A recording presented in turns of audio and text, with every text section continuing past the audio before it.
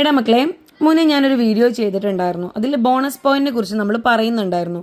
അപ്പോൾ പലരും കമൻറ്റിലൂടെ ചോദിച്ചു, എന്താണ് ബോണസ് പോയിന്റ്, ആർക്കൊക്കെയാണ് ബോണസ് പോയിന്റ് കിട്ടുക, എത്ര വെച്ചിട്ടാണ് ബോണസ് പോയിന്റ് കിട്ടുക തുടങ്ങിയ കാര്യങ്ങൾ കമൻറ്റിൽ ചോദിക്കേണ്ടായി. മക്കളെ, ഞാൻ സ്ക്രീനിൽ വലിയൊരു ലിസ്റ്റ് കൊടുക്കുന്നുണ്ട്. ഇത് നിങ്ങൾ കൃത്യമായിട്ട് വായിക്കുക. ബോണസ് പോയിന്റിന് അർഹതയുള്ള വിഭാഗങ്ങളാണ് ഞാൻ ഈ കൊടുത്തിട്ടുള്ളത്. അവർക്ക് ലഭിക്കുന്ന ബോണസ് പോയിന്റുകളും ഞാൻ സൈഡിൽ കൊടുത്തിട്ടുണ്ട്. ഇത് നിങ്ങൾ കൃത്യമായിട്ട് വായിക്കുക. ഇനി ഞാൻ പറയുന്ന കാര്യങ്ങൾ കൂടി നിങ്ങളൊന്ന് ശ്രദ്ധയിൽ വെക്കുക. 10ാം ക്ലാസ്സിൽ ഗ്രേസ് മാർക്ക് ലഭിച്ച വിദ്യാർത്ഥികൾക്ക്, ഇപ്പം നമ്മുടെ സർട്ടിഫിക്കറ്റിന് താഴത്ത് കാണിച്ചിട്ടുണ്ടായിരിക്കും ഗ്രേസ് മാർക്ക് അവാർഡഡ്.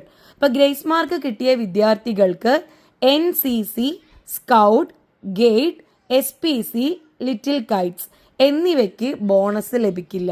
ശ്രദ്ധയിൽ വെക്കുക.